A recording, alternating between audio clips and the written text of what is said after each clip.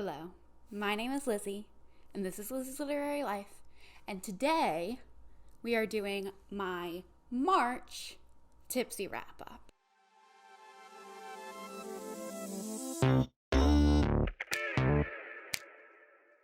So I don't have a drink in my hand yet, because we're going to make it together.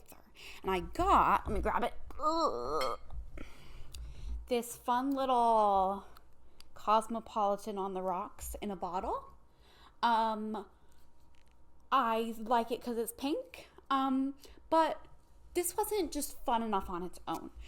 I wanted to get a fun glass to drink it out of, and I was thinking like I would get like a martini glass or something, or like some sort of fun cocktail glass at Target, because I went to Target for this purpose and other purposes, but I went to Target with the mission of getting a fun glass to drink my pink cocktail out of. I couldn't, there were fun cocktail glasses, but they were all in, sets of 4 with, and they were, $15, $20. I was like, that's not what I'm looking for. And then, you know that little section by the checkout where everything is, $1, $3, or $5? And they have, the randomest things?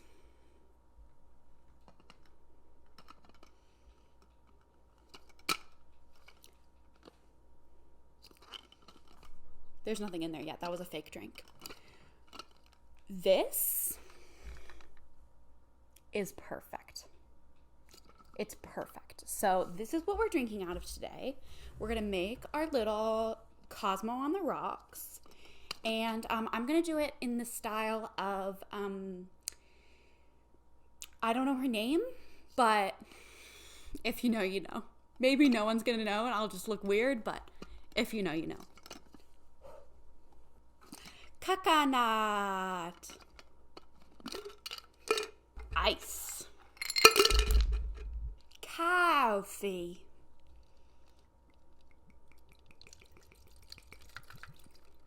let's try it.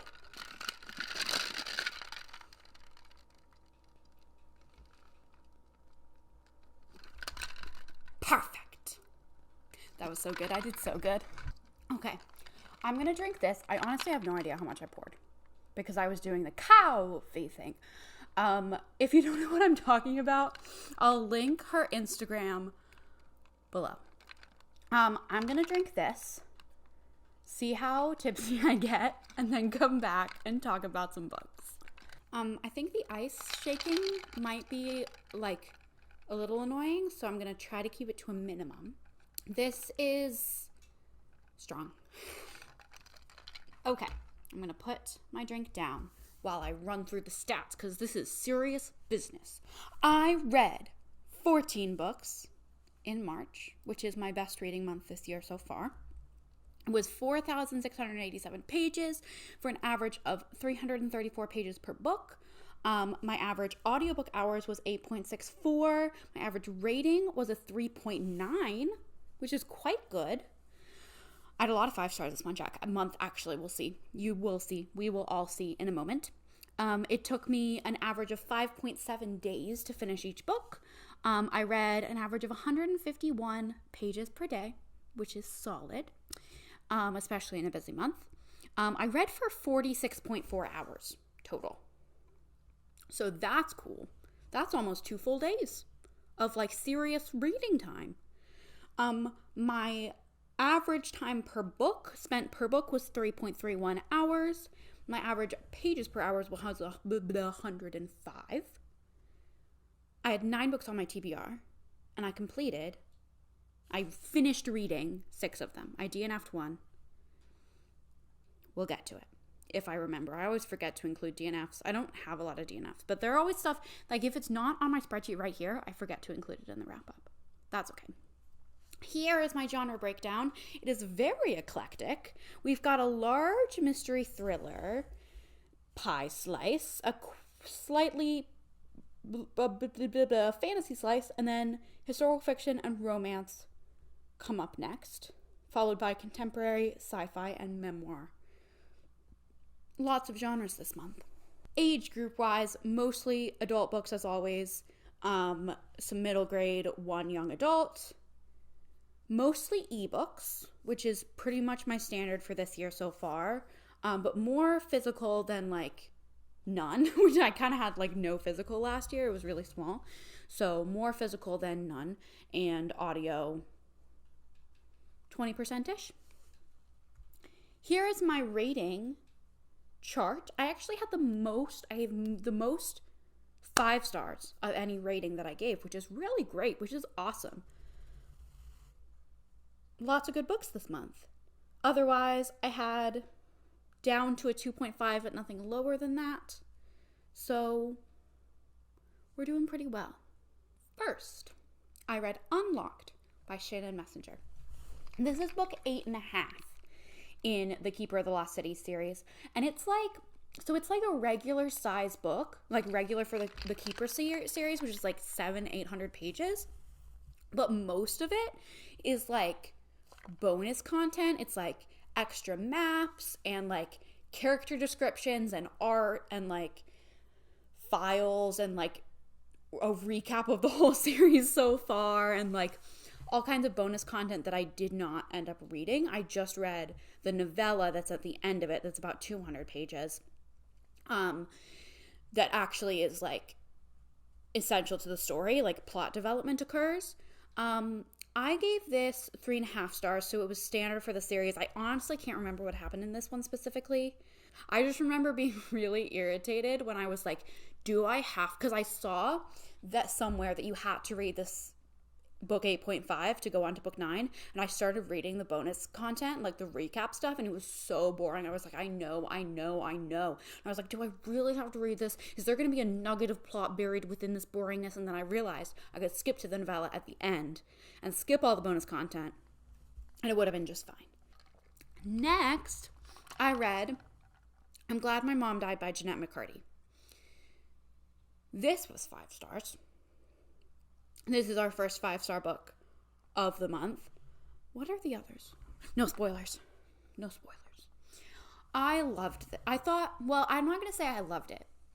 I thought it was very well done. Like, I get the hype. I buddy read this with Bailey from Is Bailey Reading and our other friend who is on Bookstagram it's Rena. And Rena and I both loved it. Bailey had mixed opinions on it, and we had a really good discussion about it, and I really appreciated that.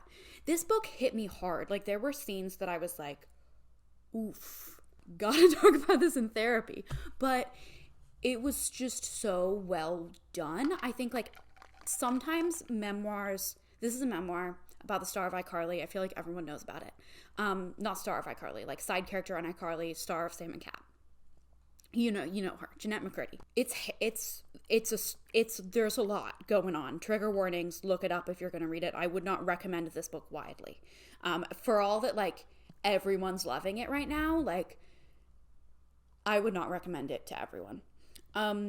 But what I really appreciated about it was that, I feel like a lot of memoirs nowadays can get really preachy. I don't know why I said nowadays. Memoirs sometimes can get really preachy and, these are the lessons I learned, and this is what you should do, and this is how I would do things differently. And that has its place. And on preachy, I'm saying, that's an exaggeration. That's a strong word for what I mean. And also a negative connotation word for what I mean. But that's, the vibe, the tone of a lot of memoirs. This memoir was here is what happened and here is how I felt at the time. And she's so honest about what she felt at the time, what was going through her head as a child. And I thought that was really a unique take on memoir writing. And I thought it was its honesty was what made it so good. It's not sending good messages the whole way through. And that's why I wouldn't recommend it to everyone. I think you need to be a mature enough adult to read it that you can make your own judgments about what's going on and put your own lessons into it, because she doesn't put the lessons there for you. She's just telling you what happened. And I liked that. I liked how honest and kind of simple it was. I gave it 5 stars. Next, I read A Lady for a Duke by Alexis Hall. This was 4.5 stars. I liked it a lot. This is a historical romance about a trans woman and a duke, and they were old friends. Before she transitioned, they were old friends. They went to war together, and she basically faked her death so that she could transition. kind of. That's like an oversimplification, but that's kind of what happened. And it's a romance. She like ends up coming back into his life as like this woman that like he doesn't recognize her. There's some plot contrivances, but it's a romance. Like, it is what it is. It's a historical romance. It was fun. It was sweet. I thought the representation was pretty good. Like, the writing was good. I liked it. I don't really have a lot to say about it, actually. I might fly through these. Next, I read A Curious Beginning by Deanna Rayburn. This is the first book in the Veronica Speedwell series, which is a like historical mystery series, and it's like 8 or 9 books or something. It's also got a little hint of a romance plot, but it's like a slow burn, like over like 6 books. They don't get together until like late or on, I've heard. And there's a lot of pining. This was fun. It was really fun vibes. I liked the writing a lot. Sorry if you can hear Pumpkin playing with his toy. I just thought it was like a setup book, really. Like, I wasn't super into the mystery. And I think partly like audio was not the way to go. Like, I should have physically read it, even though I liked the audiobook narrator. I think like I just wasn't as engaged in the mystery because of that. But generally I liked it. I gave it 3 stars. I thought it was, a good start to the series, and I'm excited to continue. Next, I read 5 Survive by Holly Jackson. This is Holly Jackson's new adult thriller. Having loved A Good Girl's Guide to Murder, I was really excited about this. And I thought it was really good. It like made me like scared and like tense in a way that thrillers really never do. Like, the atmosphere and the like tension was so strong that I was like feeling it. The like wrap up was like just okay. Honestly, I could bump this down to a 4. Based on like my feelings about the ending, but the middle was really good. Like the tension, I've said that before, but the tension was really good. And it made me feel scared. Next, I read Briefly a Delicious Life by Nell Stevens. This was for the Shelf This Book Club, hosted by Is Bailey Reading, and co-hosted this month by me. I picked this book. The like premise of the book club is that each month a different person picks the book, and they pick like what's something that's totally in their comfort zone and like a 5-star prediction for them, and then everyone else is getting out of their comfort zone, which is such a great concept. I love it. It definitely was like super in my comfort zone. I loved it. I gave it 5 stars. I thought it was phenomenal. Not everyone in the book club loved it, but it was not everyone in the book club's thing. And like the people who I thought it was like kind of going to be their thing loved it. And those who like it's not really their thing didn't hate it mostly. So that's good. This is about a ghost named Blanca who passed away in 1473 or something, and now it's 1836 or something. And Chopin and his lover George Sand and her kids are in a little village in Majorca for the winter. And Blanca, they're staying at this monastery, which is the place that Blanca haunts. And it was really good. Like, there's not a lot of plot, but the vibes were great. The writing was great. And I love queer Parisian subculture, like literary subculture. That's what I wrote my thesis on. I'm just a huge fan. If you want to hear me talk more about this book, I will link the live show for the book club down below. We talked for like an hour about this book, and lots of different opinions occurred in the live show, so definitely worth checking out. Next, I read To Be Taught If Fortunate by Becky Chambers. This was also 5 stars. And I just, today that I'm filming this, March 31st, is my dad's birthday. And I bought him this book for his birthday because I think he would really like it. It's a sci-fi novella about a crew exploring space and different planets. And I don't really, like, I knew something about it going in that I'm not sure I wanted to know. Like, it didn't hinder my experience, but I think it would be cool not knowing that, so I'm not going to tell you that, even though I've definitely said it in previous videos. Like, I think I said it in my TBR video, but if you don't know, then you don't know. And yeah, I just thought it was really good. I thought the exploration of like what is humanity and what is life and what is science and what is like what is the purpose of science and the purpose of discovery and the purpose of humanity and Earth? Like, there are a lot of big questions. I just thought it was really well done. I think Becky Chambers is a phenomenal sci-fi writer.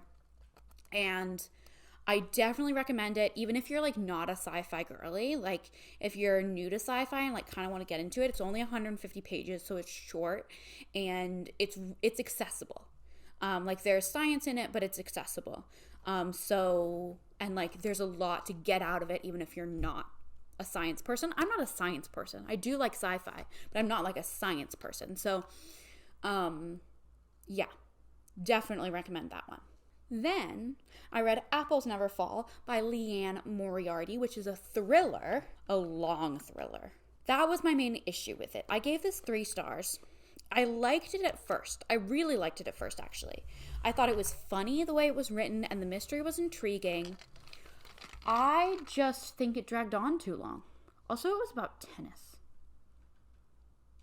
And there have been books in the past few months about tennis that I have loved. And you will know that if you've watched this channel. Did it need to be about tennis? No. I mean, tennis was like integral to the plot, and it wasn't like about tennis in the way that other book that I loved is about tennis, but this I thought was like a solid, like, I think it's like kind of a domestic thriller, actually. And I liked it in a way that I didn't like The Golden Couple, which is a domestic thriller. I thought it was a better domestic thriller vibes than that. But the ending was just okay. Like, the wrap up was just okay, and it was too long. But I liked a lot of it. I liked the writing, so I'm definitely interested in checking out more from Leanne Moriarty. Maybe, what's it called? Big Little Lies, the one that has the show. And then we get into my Squash That Series reads, and the Squash That Series vlog should probably be out before this, depending on how well I do editing videos in the order and the time that they're supposed to be edited. So you may have seen reviews for these already. I read Lost in the Moment and Found by Shauna Maguire, which is book 8 in the Wayward Children series. This I gave 4 stars. I thought it was very average in terms of this series. Like, this series is very good. So, like, the average for this series is good. It's a 4-star. But it wasn't, like, exceptional. I feel like it had opportunities that it didn't take in terms of, like, world building for the whole series. If you haven't read this series, I would recommend it. The premise is that these kids go to magical worlds and then they come back to our world and they go to this Eleanor West's Home for Wayward Children to adjust back to living on Earth, or like in reality. And the odd numbered books are set at Eleanor West's home, like in reality, and the even numbered books are set in the magical world. So like her backstories of the kids who, like, when they went to their worlds and come back. So this was a book in a world that's not our own. And it was a character we hadn't seen before, or maybe she was a offhanded mentioned character in an earlier one and I didn't notice, but she's not a main character. Also, the first one, just to hook you, the first one's got a little murder mystery plot as well. But this one, the world was cool. I liked what it said. It kind of was just like average. The writing was really good, which gives it a 4-star, but it had some missed opportunities and was just kind of average. Then I read No Rings Attached by Rachel Lacey, which was kind of bad, but also fun. I gave it 2.5 stars. Probably, well, I would say it could be lower, but it didn't, I like had a good time reading it. It wasn't like bothering me. It was just that the writing was really cliche and kind of bad, which is a bummer because I thought the first book in this series, Read Between the Lines, was really good. But this was just okay. It was about a side character, like the main character's best friend from Read Between the Lines, and it's like a fake dating wedding, set at a wedding kind of story. It was just okay, but it was fun. Like, romance, so. Then I read Finley Donovan Jumps the Gun by El Cosimano. This is book 3 in the Finley Donovan series. This was my least favorite so far, by far. I gave this one 3 stars. The other 2 have been 4 stars. I didn't like the setting of this one. It was set at like a police. It was very coppy, and I don't like cops at all. And it was set at this like police training camp thing for most of it, and I didn't like that setting. I didn't like how cop heavy it was just in general. Also, like, a lot of the stuff in the writing that had been like slightly bothering me in the previous books really bothered me in this book. Like, some of the like sort of cliche, but like what I really mean is like moments or like one-liners that are supposed to be like mic drop hilarious one-liners, and especially in the audiobook they were like almost like pausing for laughs, and I was like, it just was really cringe. And I also think that her writing of romance, like there's romantic subplot, and I think that her writing of romance and like sexual tension is really cringy, and so that stuff was just bothering me. Like, bothered me a little bit in the previous books, but it bothered me a lot in this one. And so, like, I still like this series and I will continue, and the plot, I also feel like the plot was just less engaging this time. Like, I think the first one was really strong, and then the second one was pretty good too. This one, like, it's gone too heavy into organized crime, which is something I really don't like in thrillers. Like, it was more personal in the first book. Then I read Stellar Loon, which is book 9 in the Keeper of the Lost Cities series by Shannon Messenger. This one I gave also 3.5 stars. It was an average one. Some exciting things happened in this one, actually. This is going to be a 10-book series, and this is the last one that's out. It's a middle grade series, if you don't know. And I just have gone on a journey. I've read like one a month for the past like 9 months. And I read the first like 6 or 7 when I was younger. And so the first 6 or 7 were a reread, and then the newer ones are reading for the first time. This one was fun in a lot of ways because there was like stuff that was built up from a long time happened and like came to a head. I don't know. And that was really fun. So I liked that. I liked the drama. I think some of the like fantasy plot stuff was a little weak, but enjoyed. We're getting through it. This is going to be a long video as always, but we're getting through it. Next, I read The Cheat Sheet by Sarah Adams. I finished this last night in like a long like marathon reading session. I was reading, like, my Bookly was like, you've been reading for an hour and a half and you haven't paused. And I'm like, awesome. This is a romance about a ballerina and a football player. And they're best friends. It's friends to lovers. They're best friends, and each of them are secretly in love with the other, but they're like, it's unrequited, and it's totally not. And they end up in a fake dating situation. The beginning, I was like, not vibing with. I was like, this is gonna be bad and cringy and awful. And then I really grew to care about the characters. I thought they were really fun. And I don't know if the writing got better or if I just settled into it, or if I just like, sometimes at the beginning of a romance, I just need a minute to like get used to the cheese. And then I'm like, I'm here for it. Once I get used to it, I'm here for it. And some of the ending was really good. So I gave this 3.5 stars in that, like, I liked it. Like, 3.5 is good for a romance for me. There definitely were parts where I was like, ugh. But mostly it was really fun. It had the, like, I am a tiny petite lady and this is a monstrous giant man, which I don't like in romances. I just don't like that, like, trope. And there were some other cringy elements, but mostly I thought it was good. And I kind of read it because Martine from Just Martine read it, and she mentioned that there's like a ballet dancer in it, and I was like, well, I have to see if the ballet representation is good representation. And it mostly was. Like, I think the author actually had a dance background. It wasn't like a huge part of the story because she wasn't a professional, she was a teacher. But it was pretty good. This book I read entirely today on sprints. Little Blue Encyclopedia for Vivian by Hazel Jane Plant. This was phenomenal. I gave it 5 stars. I was like wishy-washy between a 4.5 and a 5, but I think it's something that's going to stick with me and is going to grow with me, and I think I'm going to like it better as time goes on. How do I even describe this book? I've described it a bunch of times tonight because I described it on sprints, and then I described it to my girlfriend because I think she should read it. But it's narrated by this woman, trans woman, whose best friend, who was also a trans woman, has recently, or not so recently, has passed away.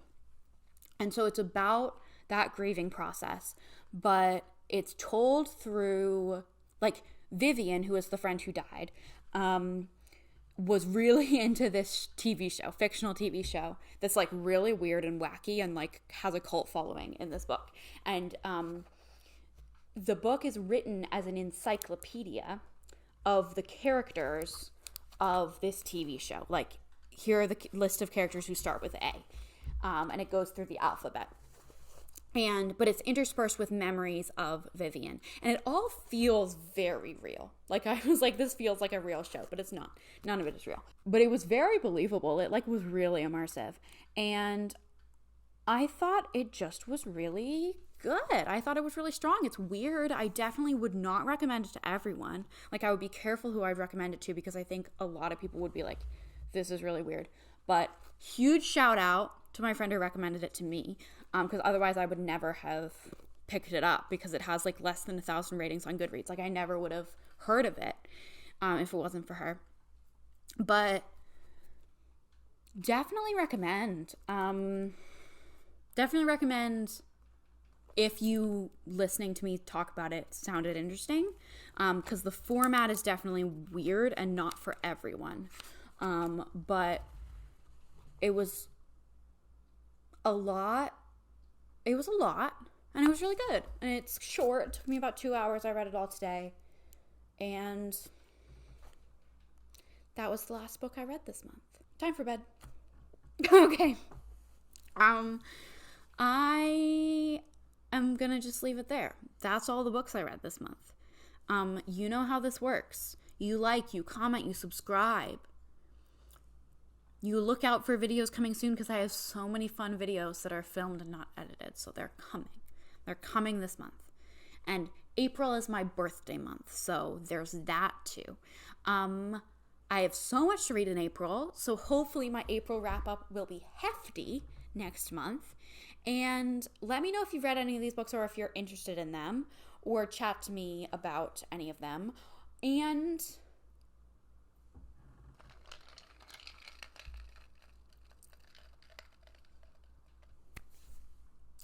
have an excellent evening. Farewell.